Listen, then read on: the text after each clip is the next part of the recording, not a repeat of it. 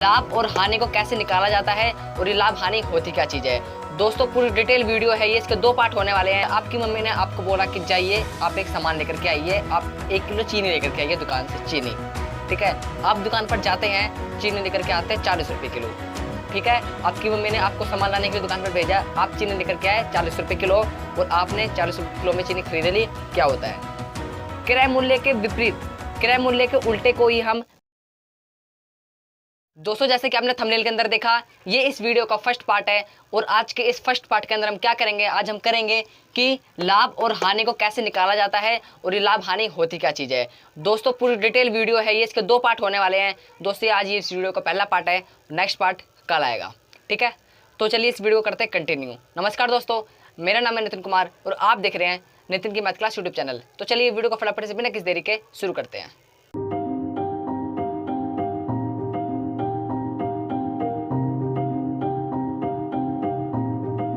तो दोस्तों चलिए हम समझते हैं कुछ एग्जाम्पल लेकर के। दोस्तों लाभ और हानि को समझने से पहले हमें 2 पॉइंट समझने पड़ेंगे।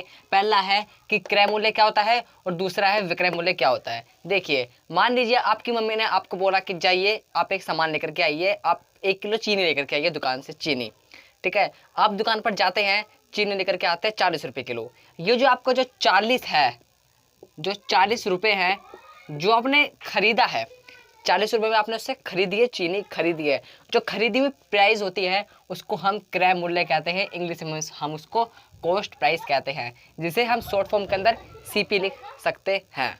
ठीक है, आपकी मम्मी ने आपको सामान लाने के लिए दुकान पर भेजा, आप चीनी लेकर के आए 40 रुपये किलो और आपने 40 रुपये किलो में चीनी खरीद ली, उसको हम कहते हैं कॉस्ट प्राइस, शॉर्ट फॉर्म में इसको कहते हैं हम सीपी। जब भी मैं आपको प्रतिशत करने निकालने का तरीका बताऊंगा तो मैं उसके अंदर सीपी लिखूंगा, आप समझ जाइए उसका मतलब है कॉस्ट प्राइस, यानी कि खरीदा गया प्राइस। ठीक है, अब हम समझते हैं कि विक्रय मूल्य क्या होता है। क्रय मूल्य के विपरीत, क्रय मूल्य के उल्टे को ही हम विक्रय मूल्य कहते हैं। मान लीजिए आपने 40 रुपये में चीनी खरीदी, आप उसको मार्केट में जाकर के 45 रुपये किलो में बेच दें। ठीक है, 40 में खरीदा आपने, उसको 45 में बेच दिया, उसी को हम कहते हैं विक्रय मूल्य।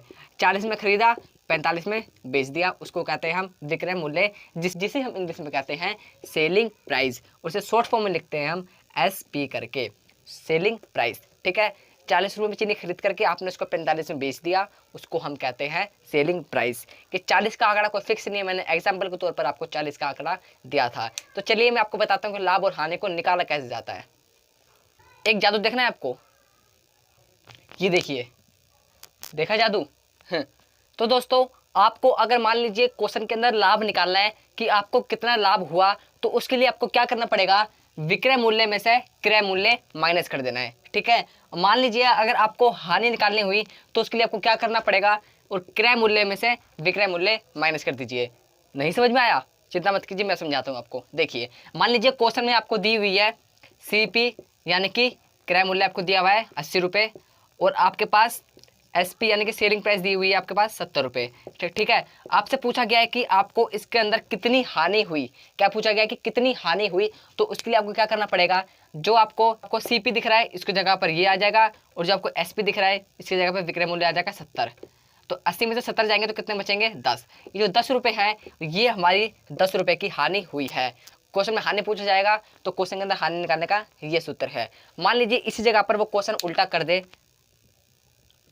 वो बोल दे कि 100 रुपये में आपने कोई सामान खरीदा है और उसको जाकर के आपने 200 रुपये में बेच दिया, तो आपको उसके अंदर, आपने कोई सामान 100 रुपये में खरीदा और 200 रुपये में जाकर के बेच दिया, तो आपको उसके अंदर कितना लाभ हुआ। तो लाभ निकालने का सूत्र है ये वाला। लाभ निकालने के लिए विक्रय मूल्य माइनस क्रय मूल्य। आपके पास विक्रय मूल्य कितना है, 200, तो हम यहाँ पे 200 लिख देंगे माइनस, और हमारे पास क्रय मूल्य कितना है 100, तो हम यहाँ पे लिख देंगे 100 बराबर में 100 रुपये।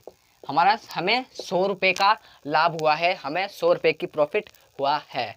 दोस्तों ये था इस वीडियो का पहला पार्ट। मुझे पता है दोस्तों आपको पहला पार्ट समझ में आया होगा, क्योंकि ये वीडियो का बेसिक होता है, इसलिए आपको इस वीडियो को ध्यान से देखना था। अगर आपने ध्यान से नहीं देखा तो कोई नुकसान नहीं हुआ, अभी भी वीडियो को रिवाइंड करके आप इसको शुरू से देख सकते हैं। मैं मिलता हूँ आपको पार्ट 2 के अंदर। तब तक के लिए आपको क्या करना है, यहाँ पर साइड में जो वीडियो दिख रही है वो देखते हुए चले जाना, एंड नीचे भी आ गई है, उसको देखना हो तो वो देख लीजिए, वरना ऊपर वाली जरूर देखते हुए जाइए। मैं मिलता फिर आपको पार्ट 2 के अंदर। तब तक के लिए रखिए अपना ख्याल, take care and bye bye.